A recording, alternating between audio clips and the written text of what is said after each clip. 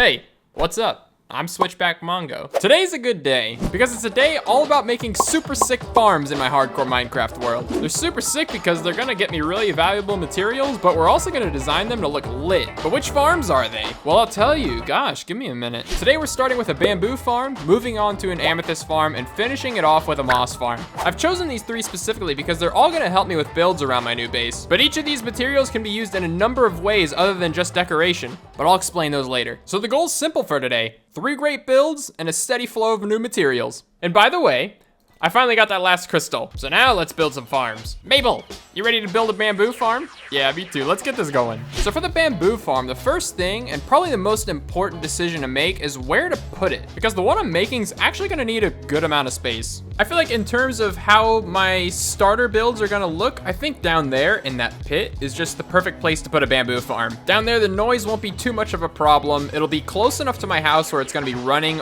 pretty much all the time, or at least whenever I want it to run. And I think it'll just be a good fit. It'll be right there next to the jungle too, so I mean, it makes sense. I think I just need to lay out a big rectangle here and then carve it out maybe like 15 layers to give the bamboo enough room to grow and also run a hopper minecart track below it. So why don't you leave me here for a bit? I got a pit to dig. Hey, while that guy's digging a pit, let me talk to you for a minute about your car's extended. Let me talk to you for a minute about how this farm's gonna work. Like anything in this game, there's a number of ways to get this stuff, but I think the most efficient option is a design similar to my kelp farm actually. It's gonna operate with a flying machine that moves back and forth over a field of bamboo, chopping any stems that grow. The pieces that are broken are gonna fall to the ground and get picked up by a hopper minecart under a layer of dirt, which will deliver the bamboo to a chest. And I know what some of you are already thinking out there. Actually, SwitchBackMongo, that's so-and-so's bamboo farm design. Yeah, it probably is. I know I'm not the first one to think of this, but I don't know who was. I just know how flying machines and hopper minecarts work. But I tell you what, let me know who made your favorite flying machine bamboo farm design in the comments. I'd love to see who's got them.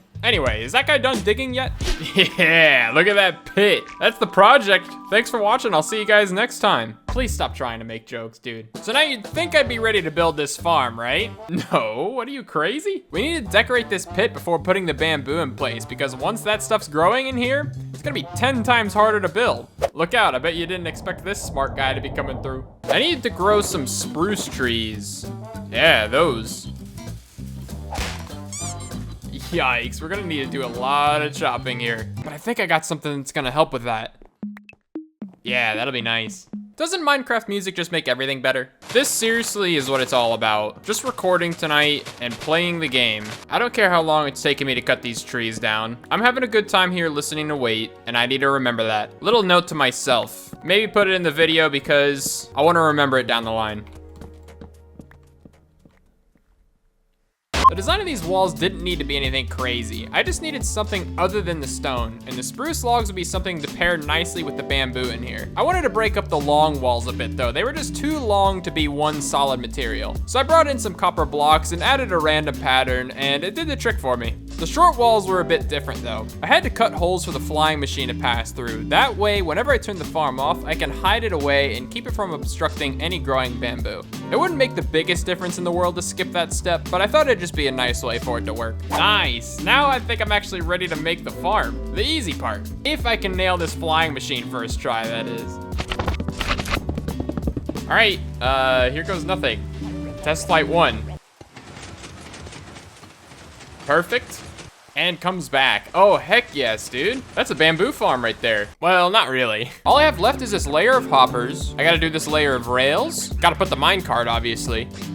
Bruh. I need to put this layer of dirt over top of it, and this bamboo should be it. There it is, that's the full bamboo farm. That wasn't so bad. Obviously, this is a lot of bamboo to use just for building, but really, I wanted this more to use as a fuel source. While it's not the most efficient material in the game for smelting, it's probably the fastest to farm, and you don't need to do any extra crafting once it's harvested. You can just throw it right into a furnace and start cooking with it. And I'm hoping that this thing runs well enough to be my only fuel source that I need here. I'll have to keep you posted on that, but for now, we're on to farm number 2. This is the easiest farm I'm making today because I'm not gonna be automating it in any way. I thought I would initially, until I looked up the redstone required to farm 1 amethyst cluster. All of this to watch and break 1 cluster. No, I'm not doing that. Also, the Fortune 3 rates for amethyst crystals are kind of cracked. Breaking a cluster with a piston will get you 2 shards, while using a Fortune 3 pickaxe can get you up to 16. There's no way I'm automating this. So really, all I need to do for this is find a geode near my house, break all of the blocks within it except for the ones that actually grow the crystals. Do those blocks even have their own name? Growable amethyst? Magical amethyst? Amethysting amethyst. That's probably gotta be the one. But anyway, believe it or not, the hardest part about making this farm for me was just finding the geode. I know I could find one really easily out in the ocean, but I really wanted one underneath my house so that the crystals would grow while I'm building other stuff. If I wanted to build it out in the ocean, I'd pretty much have to fly away and AFK for a few hours before I could actually get any materials out of it. And that's just not worth it. Plus, I have this huge cave system that runs under my house that I haven't cleared out yet. So I figure if I explore that, surely I'll come across a geode in there. Spoiler alert, I did not. You would never catch me doing anything like this without netherite armor. This is way too spooky. Holy moly, dude, it's huge. How am I supposed to torch all of this up? Oh my gosh, dude, this seriously is like being in the nether right now, but like with mobs that actually are gonna hurt me. I'm not a fan. I'm also not seeing any geode. Yeah, never mind, this cave is just too scary. I'm gonna try mining instead. At the time, I thought finding a geode would be an easy thing to do, so I just started strip mining underneath my house. I thought a Y level of 0 would be the best place to look, but after mining a few strips, finding a few caves on the way, I started second guessing myself. So then I went all the way down to a Y level of -55, and you know what? I didn't find any there either, but I did find some other cool stuff. So many skeletons. It's possible I just found a spawner. Yep, I called it. I knew we had one. Completely sealed off, and we ran right into it. That is awesome.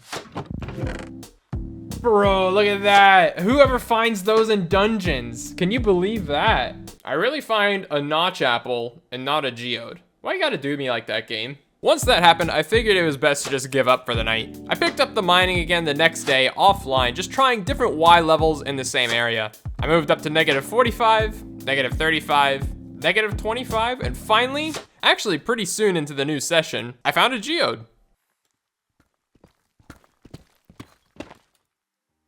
No way, dude. Dude, yes. And this is exactly why I wanted to find one under my house. All of these are fully grown. All this time that I'm gonna put in working on my house is gonna have all of this stuff growing. This is so exciting. And it's not even a teeny tiny geode. This is perfect. I can't believe I found one. Well, just like I said, that was the hardest part. Now out of the way. I simply mined out the area around the amethysting amethyst blocks. I'm just gonna roll with that name. And once that was done, I mined out the first crystals to start the full farm fresh. So now, it's on to the design. Now, I got a cool idea for this thing. Mabel, I need something, and I think you could help me get it. Don't fall in any caves. There's a lot of caves around here. Don't go in those. Wait, are you even Mabel? Yeah, you're Mabel. I thought that was Puppo for a second. Mabel, this is your first time seeing the area around here. You see that over there? That's where our villagers live. I'm still trying to figure out the name for that town. Oh my gosh, one of your friends. Mabel, do you know this puppy? Who is he? Who is that? This. Mabel. Mabel?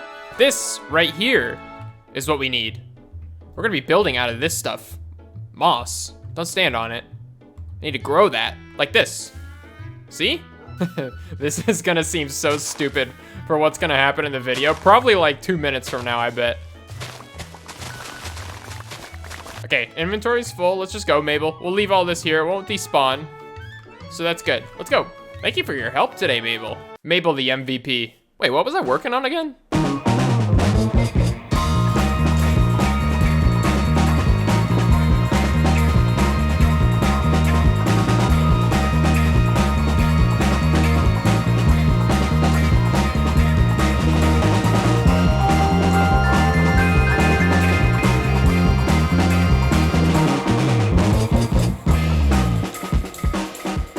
I'm not gonna lie, this turned out way better than I was expecting. It's like actually magical. I don't know why, but I kind of like imagined this as like a snow globe type of build, I guess. I knew that the Amethyst Farm would just be this collection of floating blocks, floating particles within like a orb, I guess you could call it. And so just like a snow globe, it's like a mini town we got going on in here. Except the best part about it is that it's completely fake.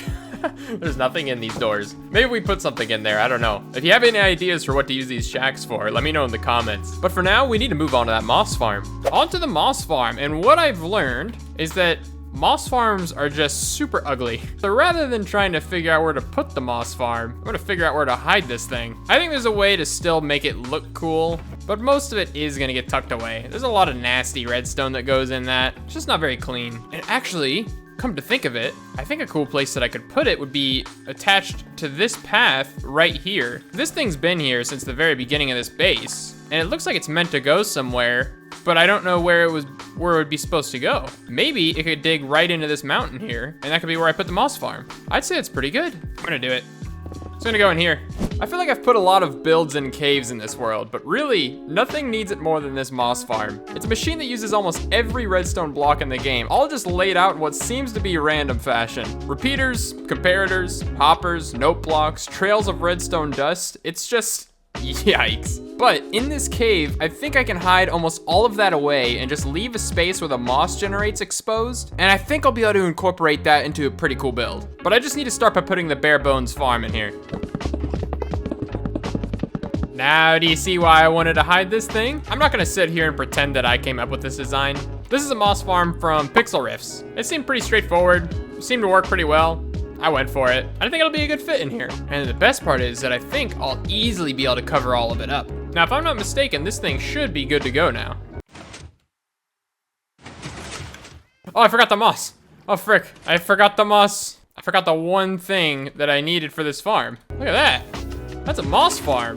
That thing works. Now, I guess it's time to hide this thing. The basic idea was to build a glass floor over top of this farm and just make the room above a better cave. And I've used this style before, but I think I have some ideas that'll make it look better than previous builds I've done. First, I need to bring in some wood structures here just to make it look like the cave is supported. It's almost like what Mojang does with the mine shafts that you find. It's nothing crazy, but it adds a little bit of realism to a build. And then along with this, I've also added some cut geodes into the walls, and that really ties the whole thing together and incorporates a whole new color to the room. And I don't know why, but purple and green just works in this game. Here's the thing though. There is one problem with this farm. It's too good. Wait, why is there cobble right there? How did that happen? We have big issues now. Okay. Are we fixed? Well, my opening statement kind of backfired on me. But for real, it's too good of a farm. The rates are too high. I've already had to empty this thing out twice, and it just keeps going. 7 chests I've had to empty out.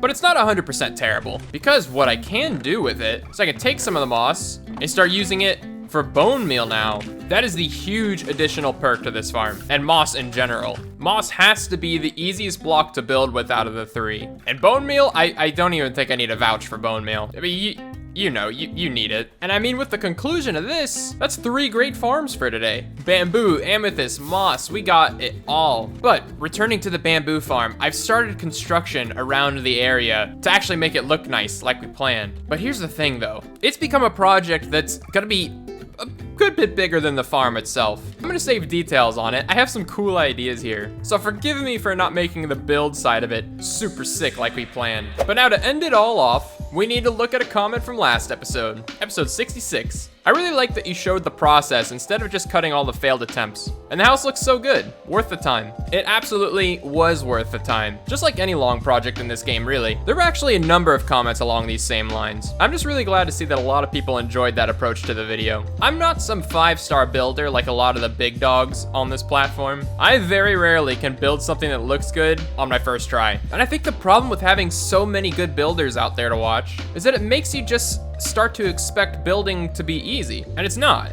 It can actually be quite frustrating. And I'm really glad that some people started to realize that with my video, because if there's one thing that I'd want you to take away from it, it would be, don't be afraid to struggle. It's all just part of the process and everything will work itself out. And that is a good memory to keep in here.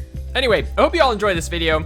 Can't wait to see you all in the next one, but for now, I need to go turn my moss farm off. That thing is gonna be overflowing. I need to hurry.